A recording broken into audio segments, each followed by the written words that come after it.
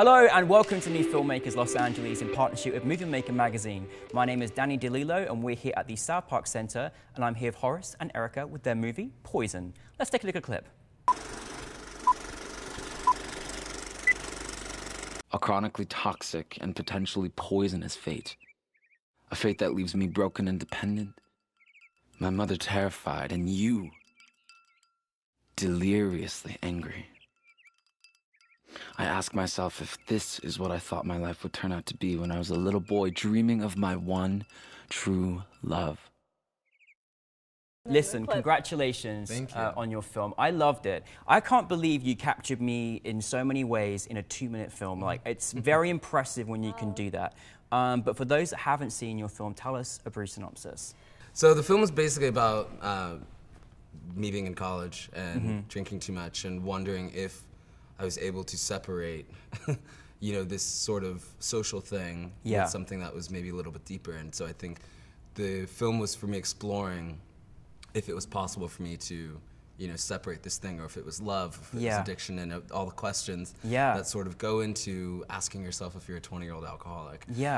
So it was a really interesting way for me to sort of purge anything I hadn't told anyone before and really just express every aspect of this question that is a pretty deep question that a lot of people in our generation wonder. You know what I mean? Am I an alcoholic, or do I like to party with my friends? Where is that line? And how does that translate? And making that relatable was really what the project was about for me. And it's a beautiful spoken word poem that you actually wrote too, and it's about really, I mean, it's told through the eyes of a man who's heartbroken, but really underlying, it's about his relationship with alcohol. And but listen, I mean, we've seen so many films that cover people that suffer with alcohol, but yet you did it in this very beautiful, poetic way, and it was so exquisitely shot, and every moment and movement that was captured, you were fantastic in it as well, was just so exquisite. It was really quite something. I don't think any of us have ever seen, you know, the dealings of alcoholism and coming of age and being young and partying and differentiating from, you know, am I just drinking with my friends, or do I have a problem here? What's going on? Where did the inspiration come for you to kind of go down this route, this route of making this film? Because it was very different to any other film we've seen sort of concerning these matters. For me, it began, I'm a musician and a singer, so I wrote a song called Poison, and the song basically was, again, the questioning of, you know, so there's a TV show I'm a big old fan of called Gossip Girl. And there's two characters on that show, Blair and Chuck, who are just addicted to each other. And between those two characters, I was always looking at myself watching it like, yo, I would never take that from a person. I would never deal with that. But then I was like, but where do I have that forgiveness? To whom do I forgive that way? And I was like, alcohol. It's like every time I've been burned by alcohol, I always find some way to let it come back in. You know what I mean? So the relationship that I saw between those two characters, that wasn't how I have behaved with my human relationships. But with alcohol, I definitely found that same space. So I wrote a song about it, and basically questioning and saying, you're poison that I don't need, we're addiction and I want to be clean. And that was a pretty deep pop song to release. And I felt like it wasn't fully explained, the origin of it all. And so I did want to kind of deeper go into just where it all came from, and that's where the idea of making a prelude or a feature or a short film rather came from, because I wanted to really explain all of those intricacies that you feel within the lyrics, and I wanted to kind of give it its space to breathe, because it's an upbeat pop song that makes you want to dance and you kind of don't realize what you're really listening to, and then when you read the lyrics, like, oh my God, this is a journal. This is a journal entry, and very personal as well. Super personal. You know? But I think also I've always felt that vulnerability is the new strength. You know what I mean? I'm not the only person. Vulnerability is a new strength. I'm not the only person who's ever had to take a break from drinking, because you're like, dude, am I drinking too much? And I think it's cool to ask that of yourself. It's cool to question your habits and question these things. If it isn't serving you the way it did at one point, question it and check if that's okay. And I checked if that's okay. I love me some Sauvignon Blanc, but that's because I questioned it. And I think, you know, writing this project allowed me to come to terms with this thing that I thought was haunting me for so long, and sort of releasing it set me free within it as well. So the project, definitely came from. And obviously this seems like a match made in heaven with this wonderful collaboration together. Erica, how do you come about meeting each other, and how do you come to get involved in this particular project? Well, I met Horace actually by stalking him on YouTube. I love it. Found a clip that I really loved of him. I direct music videos a lot, and so I was scouring the internet for artists who are really great, and I came across an a cappella song that he recorded, like a performance video, and I emailed him. I was like, we got to collaborate. So when during our first meeting, we sat down, and he showed me this 2-minute spoken word poem that he wrote, basically what became Poison, and I immediately had a lot of imagery that came to my head. And Horace spoke about, you know, a lot of exposing like personal feelings towards, you know, relationships, and with his relationship with alcohol. For me, when I think about being heartbroken, I deal with heartache in a very secluded way. And so the idea, luckily Horace gave me like free agency to create the visuals and create the story and character for him. I kind of created a character that was supposed to be kind of secluded from the outside world, and he just became a recluse. Yeah. Like being heartbroken and just kind of confined to this space of a house where everything around him slowly kind of made him insane. And so kind of pulling inspiration from Meshes of the Afternoon and from Nightingale with David Oyelowo, a lot of the color palettes, design, and concept was inspired by those films. Yeah, well, it was beautiful to watch, you know, and even dealing with this very sort of heartache through your character. You are a fantastic musician. I've seen some of your stuff on YouTube. He's very, very good performer.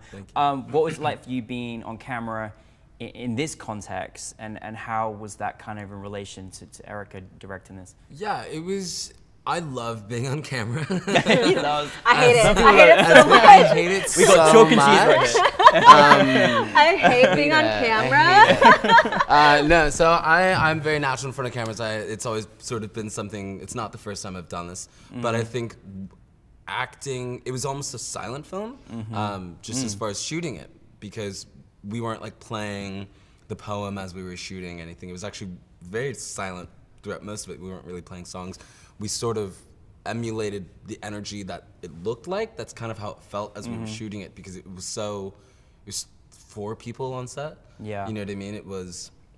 We weren't having to tell people to be quiet. Roll, none of that. It was a very small team. Intimate, yeah. Very intimate, yeah. And so it made it feel sort of like an out-of-body experience, in all honesty. The acting, that's gonna feel nice to feel. It was crazy. It felt like I was watching it all happen. Yeah. You know what I mean? And you were in it. Eric is such a fantastic director, so, you know, us being able to collaborate and me be able to take these directions and just feel like I'm contributing to the total vision, I think is very cool, because when you're working on a set, it's very seldom that the actor and the DP and the director are all having these really intimate moments, but with this project in particular, it's also like I wrote it.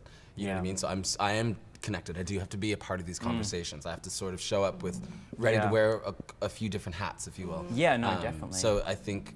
But sometimes you don't need a lot. Sometimes you don't need a lot of people. And you've got like an intimate group of people that, you know, can obviously all together contribute and contribute to the project. You know, sometimes you just don't need a lot, because you just want everyone on the same page, almost, really, don't you? And with his performance too, I think that he was really able to create a character with us, because it's not just about a guy who is, you know, sitting in a house. Yeah. There has to be some emotion or backstory to why he is like staring at a glass of alcohol, for example. And using inspiration from his words, he mentioned Romeo and Juliet, also within the poem, and so that was like another theme that we used throughout the film with the red roses. And Oh yeah, with I'm the getting that. Sneaky. and when Yeah, he was you like sneak that in, looking at the definitely. glass, it's supposed to be Romeo on the ground with Juliet up in the on the balcony. So it's recalling that moment of how you felt and how you're trying to lure that person in. And I can totally see it in your face when you're starting to engage and starting to feel and looking at this piece of this object so lovingly. And I think that really helped it come to life.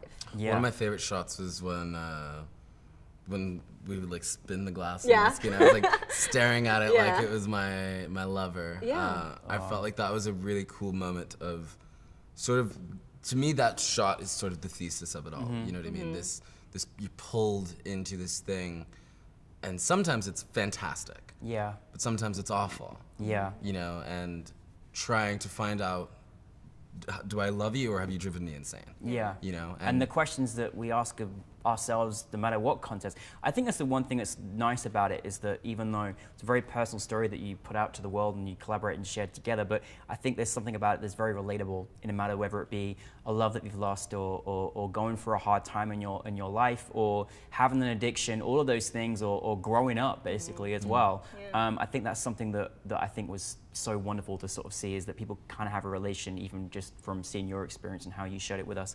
What's it like, you know, taking that song and collaborating together, and then having it in front of an audience at New Filmmakers LA, in front of people that have never seen? What is that feeling like? I mean, it was really great to screen at New Filmmakers LA because it's actually our LA premiere. We've never shown in LA before. We were in Portland, Chicago, Alabama, New York, and we finally came home to LA for actually our last festival. So it's like a homecoming and a bittersweet moment, and I really love being able to share this with Horace, and because he hasn't seen it on the big screen, and we've only seen it on the internet, and so it's really just like beautiful to see his reaction to it, and just like how excited we were to be on stage together. So this has been an incredible experience. What's next for you both? Music, man. Lots of music. We're releasing whole bunches of songs all throughout 2019, and fantastic. It's gonna be a really good time. So modern Stevie Wonder, here I am.